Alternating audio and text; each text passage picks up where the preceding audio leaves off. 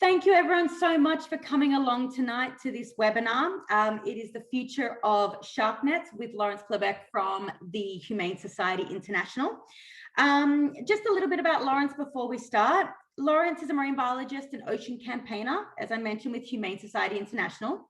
They're a non-for-profit dedicating their work to animal welfare, environmental conservation, and building an ecologically sustainable and humane world for all animals. HSI has offices all over the world, with the Australian office located here in Avalon on the Northern Beaches. Lawrence came to Australia 8 years ago from the States to study marine biology and commenced his role with HSI in 2018. Working to protect the ocean and living on the Northern Beaches is an absolute dream opportunity for Lawrence, who has hit some amazing milestones during his time here. One campaign, among many, is the New South Wales Shark Meshing Program, commonly referred to as shark nets. The goal? The removal of harmful shark mesh from Australian beaches. In April this year, Lawrence witnessed a great breakthrough in this campaign when the Northern Beaches Council joined a number of other councils from Wollongong to Newcastle to support the abolishment of nets from their local beaches. So what does this mean? What does the future of shark monitoring look like? This is what Lawrence is here to discuss right now.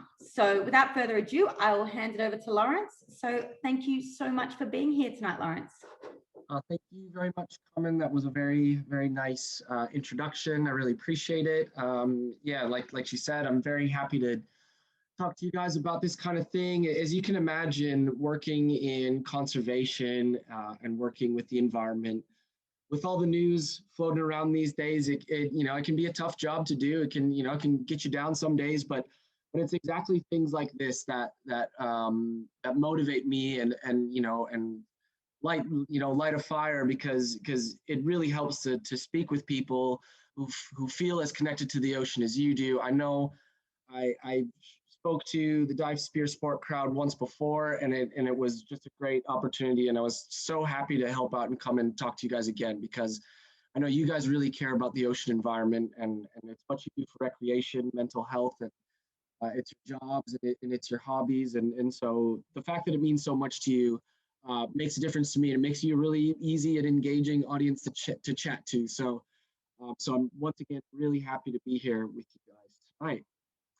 I'll go ahead and start my presentation here. Can everyone see that okay? Is that up on your screen? Yep, all right, excellent. And yeah, like Carmen said, if any of you guys have questions, feel free. I know we're kind of a smaller crew tonight, so stop me at any time, raise your hand, or Carmen can stop me and you can ask questions as we go. I have no problem with doing that whatsoever. So I'll start by just giving a brief overview on what the New South Wales Department of Primary Industry shark meshing program is. A lot of people don't really understand what shark nets are, or where they are, or what they do. I think most of you guys will probably have a pretty good handle on that, but it is important to go over. Like I said, a lot of the public don't really understand. They think these nets go from headland to headland, and then it's an actual physical barrier from between the beach and the open sea, when in actual cases it is in fact not.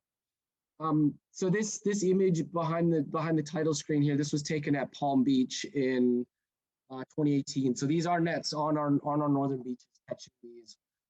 As you can see, this is just a small little scalloped hammerhead pup. I mean, and being a diver myself, I mean, it'd be pretty incredible to see a hammerhead shark in the water. I've never seen a living one in the ocean. And so just to think that we'd have this opportunity on the northern beaches, had it not been for some of these nets, to see little shark pups like this, that'd be a pretty incredible experience. So yeah, this is happening right in our backyard. So the shark nets began in its first iteration in 1937 in Sydney. This was a time when there was a couple human shark interactions, fatalities at some beaches. This is Coogee Beach. You can tell there. I think some of these buildings are even still there. They're heritage listed. But this is what it was like. So this, you can see, this was suspended by a cable, and this was actually from headland to headland. So probably a part of the misconceptions of the shark nets that we have today is probably due to images like this. This was a time when we didn't really understand much about ocean ecosystems. We didn't understand about the balance that apex predators like sharks provide to these systems. So you can kind of understand why placing big nets, killing as many sharks as you could seemed like a really great solution to protect people from shark bite. I'll also remind you that this was also a time in Sydney's history when there was all the abattoirs of the city emptied directly into Sydney Harbor. So they had a massive bull shark problem in the harbor because all the animal waste and guts and whatever were just being directly dumped into the harbor. Thankfully, it's not that way anymore, but I probably still wouldn't go swimming in the harbor. I don't know about you guys. So this program covers 51 beaches from Newcastle to Wollongong, pretty much evenly spread, although there is a concentration on the eastern suburb beaches as well as the northern beaches. You know, this is mostly around Sydney, as we can see. There used to be nets in other parts of New South Wales. I'll get into that a little bit later. But for now, the program is only here, but there are 51 of those nets. These nets are not like that first image that I showed you. Do not stretch headland to headland. They're only 150 meters long, and they're 6 meters high, and there's still a gap of about 4 meters at the top of the surface. So even when you swim out to check the nets, like I did with Fabio that one time, we had to duck dive a good distance just to reach the net and swim along it to see if we could find anything at all. They're not placed at the top of the surface because the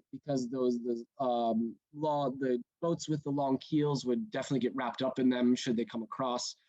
What that means is that these nets are even less effective than people believe them to be. So they really don't cover much of the beaches where they are placed, and yet, as you'll see, they still take quite a toll on marine wildlife.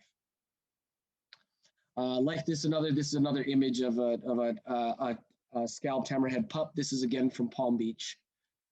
But they also take other things like rays. This is a cow nose ray, turtles, whales, and dolphins. That image is actually from the Gold Coast. Yeah, like I said, dolphins. So the wildlife costs of the shark meshing program, it's hard to find really adequate records dating all the way back to the 1930s. But from what we've dug through in the archives, we've come up with an estimate that about 19,000 animals have been killed in shark nets in Sydney since their inception. Since 2012, the shark nets have killed, you can read the numbers right there, nearly 1,200 sharks, 71 turtles, 48 whales and dolphins, and over 300 rays. And most concerning, 63% of these animals are threatened or protected species. These could be listed internationally on the IUCN Red List as endangered or critically endangered, or they could have been listed on Australia's federal legislation, the EPC Act. So things like whales and dolphins and things like that. Last year was a little bit higher than average. There was 480 animals caught, and I think 263 killed. And that was about 100 more than average. So I don't know if that probably won't denote a trend or anything like that, but it does give us, I mean, as sad as it is for the animals, obviously the nets, it gives us good ammunition because DPI is aware of those numbers and they're feeling the pressure, and I'll get into that a little bit more later. So, do shark nets work? We could be forgiven for killing. I mean, some people would say that we could be forgiven for killing these animals if they're actually providing some sort of protection. So it depends on the objective. Is your objective to reduce the risk of shark bites, or is your objective to fish out sharks and kill as many sharks as you can? Because if the objective is to kill sharks, then yeah, absolutely. The nets are definitely effective. These are industrial fishing gill nets that are designed to kill large sharks, and that's exactly what they do. However, if your objective is to reduce the risk of shark bite, well, that's really not fulfilling that goal anymore. This is not a barrier. There's been 34 interactions and 1 fatality in New South Wales on netted beaches. That's no higher compared to the numbers of beaches that are netted, compared to the numbers of beaches in New South Wales that aren't netted, and the amount of interactions and fatalities at those beaches, tells us that statistically the nets don't make any difference whatsoever. I've already been into how small they are, how animals can move around very easily, above, below. And actually, in a recent study had shown that 40% of sharks caught in the nets were caught on the shore side. So these are animals that have already been close into shore, up to the beach, figured that they didn't really want to be there anymore, didn't have what they were looking for, and were headed back out to sea. And then they were caught in the net. And so that's a pretty big proportion. And so that goes to tell us that, again, these nets do not form a barrier. They're not really protecting anyone out there. Really, all it is a false sense of security. And that goes into a whole nother thing. I mean, people could be making decisions to get into the water in certain situations where they may not be safe to do so, but they think, oh, well, the government has a shark net out there, so I'm going to be protected. So in this way, not only is it a false sense of security, but it's in fact dangerous. It's allowing people to stay ignorant of environmental signs that people like us that know the ocean could identify as potential instances of high shark activity. So people will ignore those if they think that they're being protected by the government through the use of these shark nets. Furthermore, when animals get caught in nets, the nets only get cleaned about once every 3 days. So there has been theories that carcasses of animals in the nets are actually attracting large sharks to beaches, which is very concerning. We've definitely found carcasses of rays and even other sharks with large shark bites taken out of them. So this is no research has been done on this, so this is not anything definite or anything like that. But it's not a long bow to draw. So I wouldn't be surprised if large sharks were being attracted to some of these areas. So what can we do? If we were to remove all the shark nets, what can we replace them with? And this is actually something that I will go ahead and give some credit to the New South Wales Department of Primary Industries. They've been very good in the last few years at trialing new technologies. So there's two ways that we can reduce the risk of shark bite. One is through detection and one is through deterrence. Detection is drone surveillance. So you guys may have been to beaches. This is pretty, it's still a trial, but it's been pretty common and pretty successful on the northern beaches. So I think they're ramping up those trials, and it's going to be made permanent pretty soon if it's not already done so. So drones provide us with the best aerial detection of sharks that we've ever had before. Obviously, there's certain situations where drone surveillance isn't ideal. Things when if the water is turbid or low vis or bad weather, things like that. So it can be used in every situation, but it is very good at spotting sharks. It's also very good at helping swimmers out with a much greater threat at the beach of drowning. So a lot of these drones are big enough to handle PFDs, personal flotation devices, that can be dropped if someone's caught in a rip. And just even being there, you see all the research all the time. When there's a drowning, it doesn't happen because someone's necessarily a poor swimmer. They panic and they run out of energy. But the studies have shown that a panicking swimmer that just has a drone hovering above them to know that, hey, someone is watching me and someone is here and can tell what I'm going through, that actually calms a person down. So even just having that presence out on the water can save lives. So drones, not only for shark detection, but they've become a pretty essential part of the beach safety toolkit. So that's only going to be getting better and better and ramping up as we go. So we're pretty excited to have that. That new piece of technology helping us out. But also fixed-wing aircraft. There's things like helicopters and airplanes. Again, I guess they're okay because there's no impact on wildlife, but they're not that effective at spotting sharks, and they are pretty expensive. So personally, I would like to see us move on from the use of helicopters and fixed-wing aircraft and just rely on those drones. There's listening stations. So Sharks that are tagged through either research programs or smart drumlines, which I'll talk about in a second. They can be picked up on these listening stations. These are more common on the north coast of New South Wales, but they can be pretty effective at detecting those sharks that are tagged. However, you would have to tag quite a bit of, a lot of sharks to be able to actually reduce the risk of shark bite using listening stations on their own. And smart drumlines.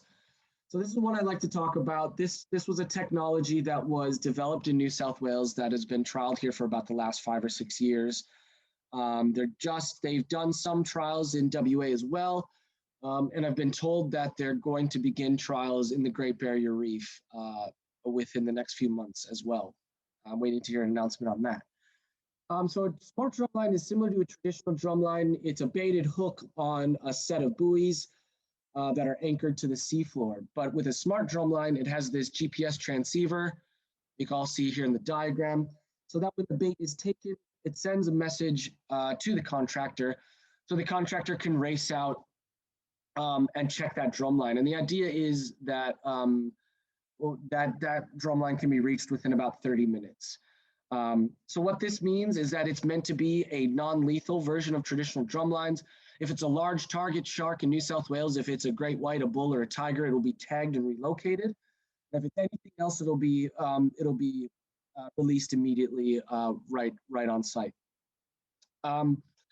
Obviously, animal welfare concerns still remain with smart drumlines. It's still a bloody baited hook right off our most popular beaches, which probably isn't a great idea either.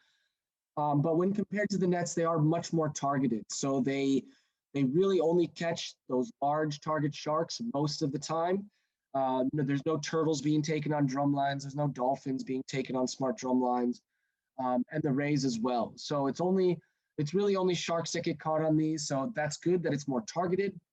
And also with the contractors racing out, it kills much fewer marine wildlife. So occasionally a shark will die on a smart drumline, but it is very rare. And in the last 6 years of trials, there's only been about 5 or 6 out of about 1,000 caught animals. And so you compare that to the nets, and it's quite a big difference. I'll go into that a little bit later as well. Because as you can tell, as an animal welfare organization, we kind of have to have a nuanced stance on smart drumline, because they're not the end all be all. They're not the perfect solution, but they're so much better than the nets right now that if the government said to me tomorrow, all right, Lawrence, we're going to rip out all the nets and replace them all with smart drumlines, I would happily accept that. There's personal shark deterrents as well. These are some new bits of technology, a bit expensive at the moment, but they're coming down in price. So these are things that create like an electrical field around a diver, a swimmer, or a surfer. Fabio will remember firsthand that you got to turn them off before you board the aluminium boat, or else you'll shock everyone on the boat. Thanks to yours truly. But they are pretty effective in the immediate. So I think I've got a video here of. So this is great whites in South Africa. Is this playing? Yep. Okay. Cool.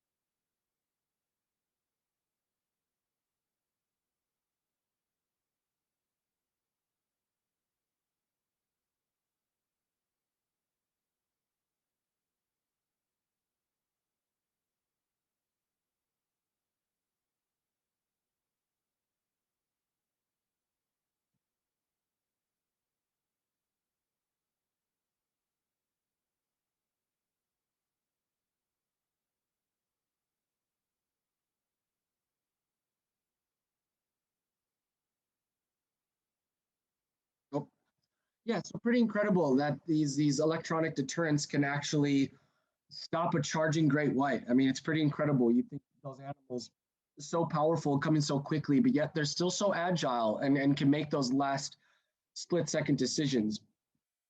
Now, I wouldn't. Now, there's still research to be done on a lot of these. There's things like, oh, okay, well, does the shark become acclimated? Because it's kind of like I've heard it's compared to like yelling loudly in someone's face.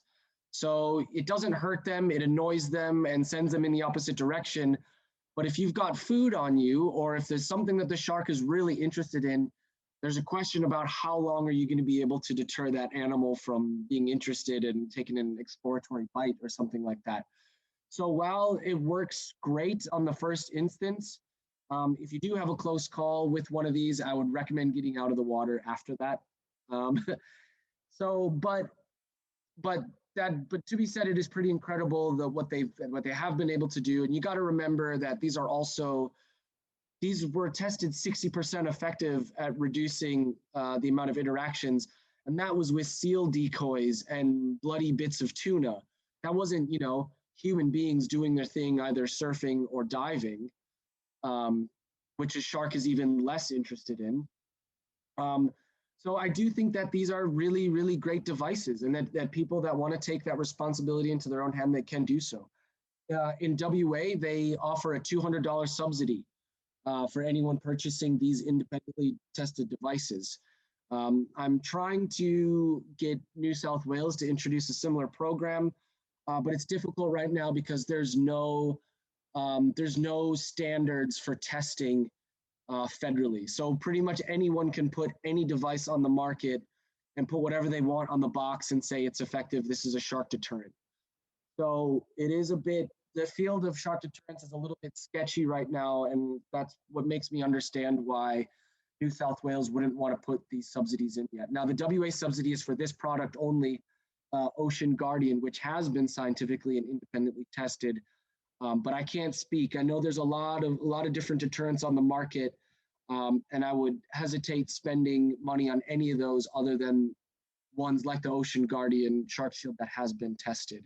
But we're working with the federal government right now to introduce some of those standards. So hopefully we can see in a few years a better testing of these devices. They'll be coming down in price. They're a couple $100s each right now.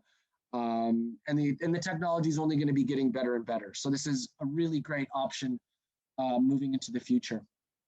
I'm going to pop back. I know this is a bit out of order. I'm going to pop back a bit to the smart drumlines versus nets. And you can see this is during all of the smart drumline trials in New South Wales. So you can see that the nets caught over twice as many animals. They killed 58% of that catch, where less than 1% of those caught on smart drumlines were killed. And even still, target sharks caught on nets was only 8% of the catch, but it made up 70% of smart drumlines. So smart drumlines are more effective at catching those target sharks and have less bycatch. And like I said, we've had to take this very nuanced stance with smart drumlines, but what we hear from the government is that they're not going to replace the nets with nothing. They feel like people need something out there in the water. And if it's going to be something, then I would prefer that to be smart drumlines. So in Ballina in 2016 through 18, so there was that spate of interactions that you guys may remember up on the north coast of New South Wales. And I'm presenting you this little case study of what took place up there in 2016, because this is what we're trying to replicate down here in the Sydney area. So they put shark nets and smart drumlines in the water side by side. And we already saw the statistics before of how well the smart drumlines outperformed the shark nets. That's, again, that's stated right here with these numbers. As you can see, much fewer target sharks in the nets, much higher bycatch in the nets.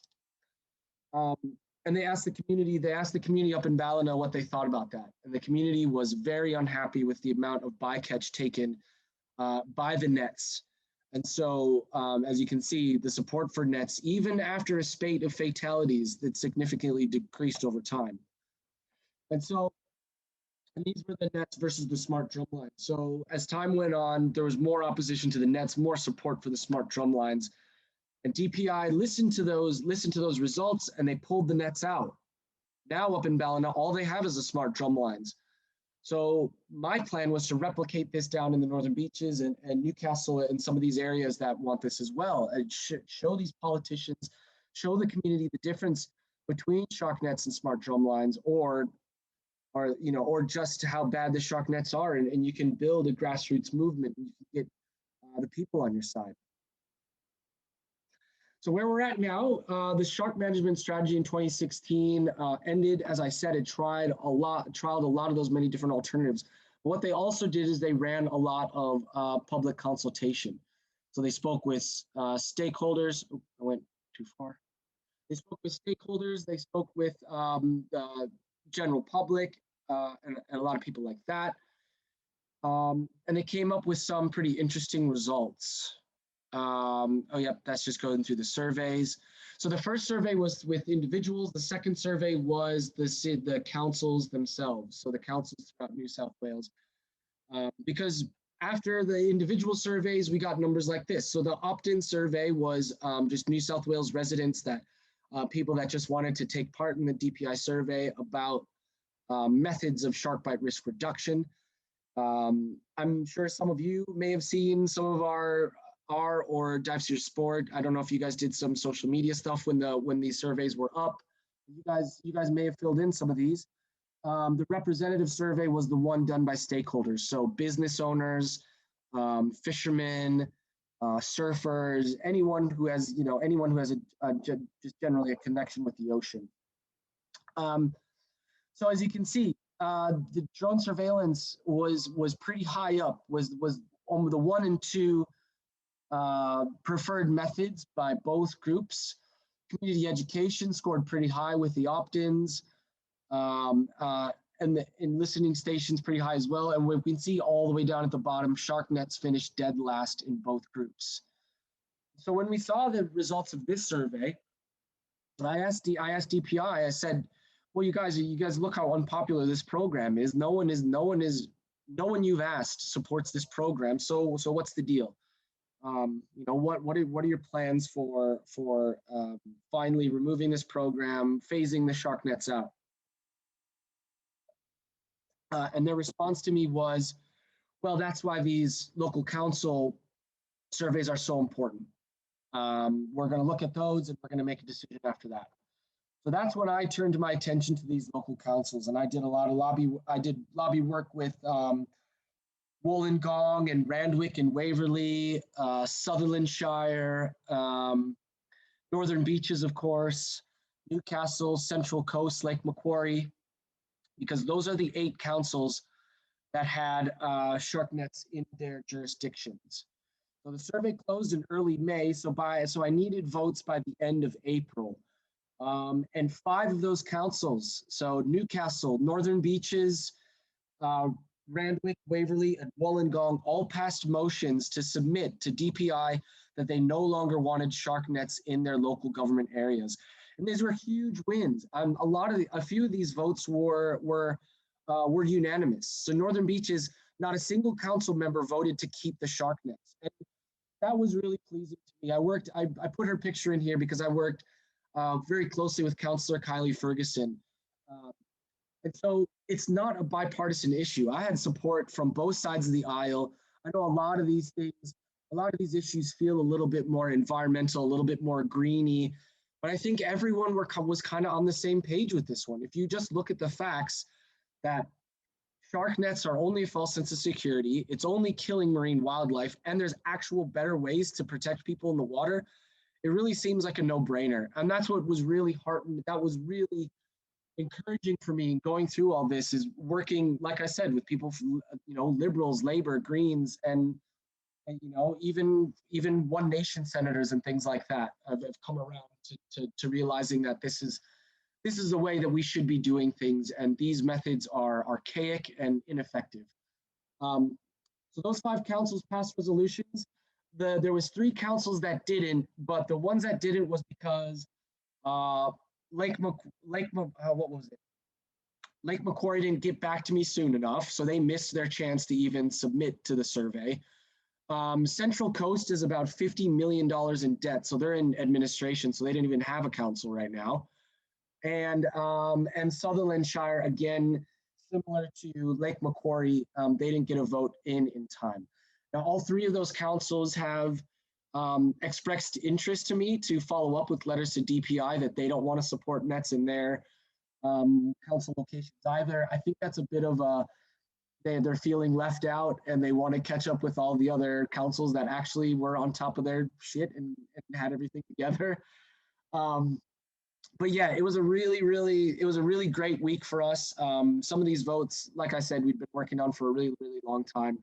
And this is just a first step. This doesn't mean the nets are gone, but this is such a massive first step, and nothing would have gotten past this point if we didn't get these votes. So what's next? Oh wait, so yeah, so let's have a look at this map again and look at those councils that voted to abolish the shark nets. There was Newcastle, there was Northern Beaches, which has 15 nets all on its own, Waverley, Randwick, and Wollongong. So that's 32 out of 51 nets. That's something like 60%. And so we're, really happy that, the majority of councils with nets in their local government areas have now told DPI that they don't want them anymore. So now the onus is on DPI. So what's next is I've got to go meet with Adam Marshall, who unfortunately has COVID right now. So that might be a few weeks before I can do that. And he has been avoiding my calls. So if anyone knows Adam Marshall and can help me out with that, that would be great. Obviously, I'm kidding. I have other ways to go about doing that, but he's the big wig that we need to convince to listen to these councils and take the shark meshing program in a different direction. He's from Western New South Wales. He doesn't have much of an affinity with the ocean. I'm hearing that he doesn't really care too much about the shark meshing program. He probably just got this portfolio thrown onto his lap and doesn't really want to rock the boat. Where, taking out a program that has been in operation in some form or another for the last 85 years is rocking the boat. And I think that's the biggest hurdle we have is having political courage and getting these guys to do something. I mean, politics is so ephemeral where people are only hold an office for a year or two before they get a new job or lose an election or they get a different portfolio. So it's really about making these guys understand that they can make a really positive difference when I know that a lot of their decision making based on sharks is all around fear. If something were to happen in one of these areas after a net was removed, they would get a lot of heat for that. Unfairly, of course, we understand that, but the media and the public don't necessarily do. And they would say, oh, well, that happened to that person because the shark nets weren't there anymore. So it's really about educating the public, educating these politicians, really getting people to understand that there's better ways to protect people in the water and that the shark nets just aren't getting it done.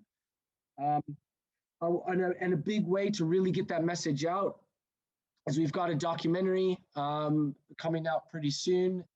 It's actually the 21st. It's the July 21st is its theatrical release. It'll run that's a Wednesday. It'll run through the weekend throughout cinemas. I know Worrywood has a showing on the Friday the 23rd, of which I'll be a part of a live panel afterwards. It's a great documentary. You can see that image below is that same scalped hammerhead pup from Palm Beach.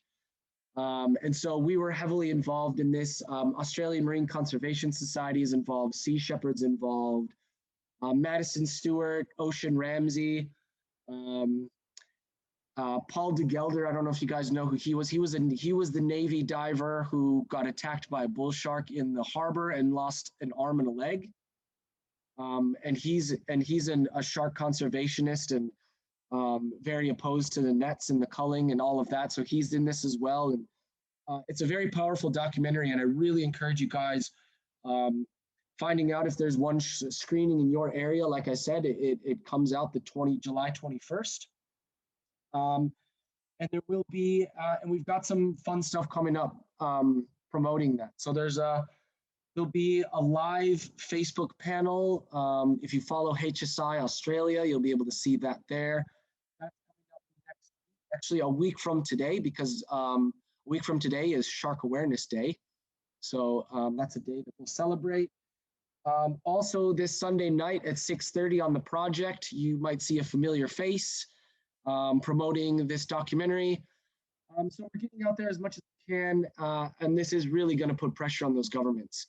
So hopefully we can do that. And in the future, we do hope this documentary will be on streaming services. So hopefully it'll be available to a much wider audience. And also we're running Shark Champions. So my organization in the Australian Marine Conservation Society, I think I told you about this, guys, the other time around, to you guys last time I spoke. It's a way that you guys can keep in touch with all our shark and ray advocacy work. This is listing threatened species under federal legislation. This is also fisheries management and things like that, as well as these culling, shark meshing program and things like that. So yeah, if you guys, I encourage you guys to get involved in any way you can. Go see that documentary if you can. But thank you for coming along. I'm sure there's questions about what we can do next and what are the next steps. I hope I did a good job trying to cover all of that, because it is a bit of a confusing political landscape. But yeah, if you guys have any questions, I'd be more than happy to take those now. Thank you so much, Lawrence. That is so interesting. Really, really interesting. We've had a couple of comments here already. So Alison has said the New South Wales government likes to put regional nationals into primary industries portfolio. So that's one comment there. And Frank, and I'm sure a lot of people would like to know, when you said it was the 23rd of July at Warriorwood, what time is the screening? That is a great question. So Carmen, if I can stay in touch with you and you can pass along some information, or you guys can say that. You guys can follow HSI Australia on Twitter or Instagram or Facebook, where it'll be posted all over there. But yeah, would love to see you guys there. Would love to fill that theater and show DPI that, you know, this community really cares about their iconic marine wildlife, and right in our backyard. We don't want the nets here anymore.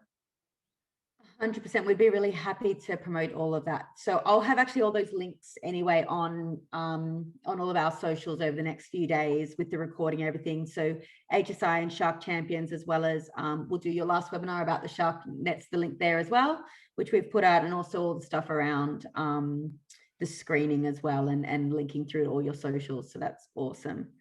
Does anyone have any questions? Now's your chance to either unmute yourself. It's a small group, so unmute yourself and ask if you'd like, or pop it in the chat box. Yes, always, because I kind of do this. Hi, Matt. Just a question. If we were to write to MPs or anybody else, what's the initial and annual maintenance cost for a shark net and a drumline? That's a great question. So the shark net program for all 51 runs at 1.8 million a year. And the smart drum lines are more expensive than that. It's more upkeep, and the contractors are more expensive. Obviously, they've got to be ready to check them every within a half hour if the alarm sounds. They are installed at dawn and taken out at dusk, so it doesn't happen overnight or anything like that. But I can't remember the number off the top of my head, but yeah, the smart drum lines are a bit more expensive. Now, that doesn't necessarily mean that those budgets have to balance, because those smart drumline trials have been funded by special dispensation from the Treasury. So it seems that the New South Wales government is happy to splash the cash on some of these new technologies that they might think will be better moving on into the future. So while the smart drum lines are more expensive, I don't think it's cost prohibitive, and I think it is something that's being considered seriously. Cool. Number two is it more effective to email or write to Adam Marshall or to our local council or to the councils that are not already involved in removing nets? Yeah, that's a great question. If you are in Central Coast, Lake Macquarie, or Sutherlandshire, definitely write to your local council. If you are anywhere else, so if you are belonging to council that already passed that vote, well, I think you're probably better off writing directly to Adam Marshall. Yeah, so yeah, and personal letters always go over better. So I know we do a lot of these kind of form letter things, that you guys have seen it before, where you sign a petition or you send in a pre-written letter, but it always makes a big difference. I hear that from a lot of politicians. They say they get personal letters. That does make a difference. So yeah, I definitely encourage you guys doing that and emailing them. Cool. Two last points, neither of which is a question really. Firstly, if I ever see you, I'm going to buy you all the beers. The other one is, please can we see your mug again?